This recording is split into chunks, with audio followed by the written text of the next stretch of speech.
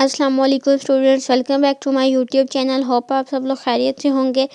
आज हमने पार्ट 301 का लेक्चर नंबर 7 कवर करना है, जिसका टॉपिक हमारे पास है Muslim politics in British India 1924 to 1935। Backdrops हमें दिए हुए हैं, बैकड्रॉप्स हमें पढ़ने की ज़रूरत नहीं है। दिल्ली मुस्लिम प्रपोजल जो कि मार्च 1927 में हुई थी, वो क्या थी? Important Muslim leader on the initiative of Quaid met in Delhi to discuss constitutional and political issues. बहुत से मुस्लिम लीडर जो हैं कायद के कहने पे दिल्ली गए और उन्होंने कॉन्स्टिट्यूशनल और पॉलिटिकल इश्यूज जो है उसको डिस्कस करना था। जो मेजर डिमांड थी मुसलमानों की वो थी कि पंजाब एंड बंगाल सेचुरेटरी मुस्लिम मेजॉरिटीज़ के पंजाब और बंगाल में मुसलमानों की ज़्यादा मेजॉरिटीज़ हैं, तो इनको दे देना चाहिए हैंड ओवर। नो वेटेज जिन प्रोविंसेस में नो वेटेज होगी।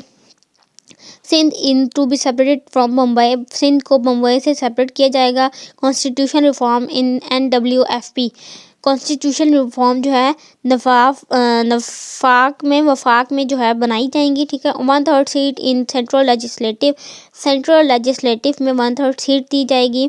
और वो कोई भी ऐसा जो इशू है जो कि 3-4 लोग मेंबर्स जो है कम्युनिटी के पास करेंगे और बाकी उसको अपोज करेंगे, तो उस लॉ को नहीं माना जाएगा।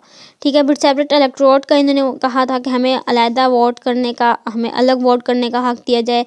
और sir Mohammad Shafi about Jinnah on the issue, sir Mohammad Shafi वो इंसान है जिन्होंने इन सारे इश्यूज़ पे जिना की मुखालफत की थी। और क्या है नेहरू रिपोर्ट 1928, नेहरू रिपोर्ट में क्या था? Main objective was to constitute proposal for the India constitution. The Congress called all parties conference and appointed a 10-member committee in May 1928। Congress ने ऑल पार्टीज कॉन्फ्रेंस की, तमाम पार्टीज को बुलाया और 10 मेंबर्स की कमेटी बना दी 1928 में। चेयरमैन कौन थे उसके? मोटेल नेहरू थे एंड सेक्रेटरीशिप जो थे जवाहरलाल नेहरू की थी। और ये इसीलिए नेहरू रिपोर्ट कराती है क्योंकि इसमें 2 लोग जो थे वो नेहरू के नाम से थे। ठीक है। मुसलमान रिकमेंडेशन जो थी मुसलमानों को की गई थी कि आपको जी सेपरेट इलेक्टोरेट नहीं दी जाएगी। 1/3 सीट जो है सेंट्रल लेजिस्लेटिव में नहीं दी जाएगी। No reservation for seat for Punjab और बंगाल में आपको कोई सीट नहीं दी जाएगी। सिंध जो है वो अलहदा नहीं किया जाएगा बंगाल से। उन्होंने तमाम जो उनकी जो रिपोर्ट्स थी वो कैंसिल कर दी। फिर जिना के 14 पॉइंट्स जो कि हम बचपन से पढ़ते आ रहे हैं, 1929 में उन्होंने बोला था। ये बहुत इंपॉर्टेंट क्वेश्चन है, पेपर में अभी भी आ रहा है, लॉन्ग में भी और शॉर्ट में भी। ठीक है। ये क्या है? Federal system with residuary power in provinces. Federal system को जो पावर दी जाएगी, provincial autonomy, separate electorate, effective representation to minorities in the provinces, but majority should not be reduced. 1/3 representation of Muslims in central legislative।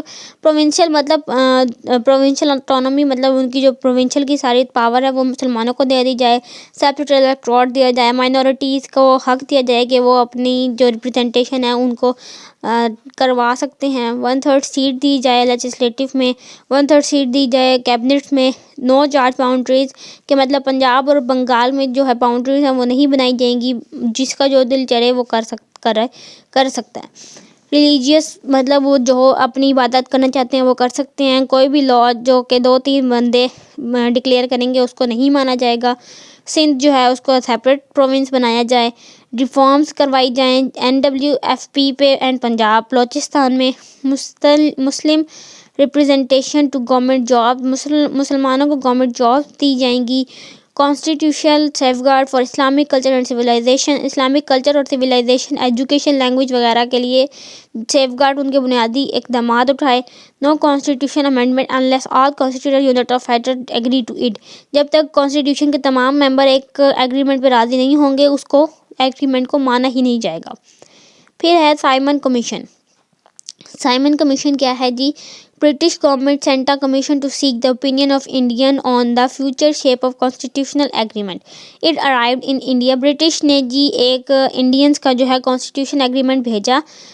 कहाँ पे भेजा जी? India में। जब वो इंडिया पहुंचा 1927 में और उन्होंने पब्लिश की एक रिपोर्ट 1930 में, उसको कहते हैं साइमन कमीशन। इसमें क्या क्या उन्होंने रिफॉर्म्स करवाई थी कि federal system of government with strong centre, federal system को उन्होंने और स्ट्रॉन्ग कर दिया था। 2 हाउसेस बनाए थे।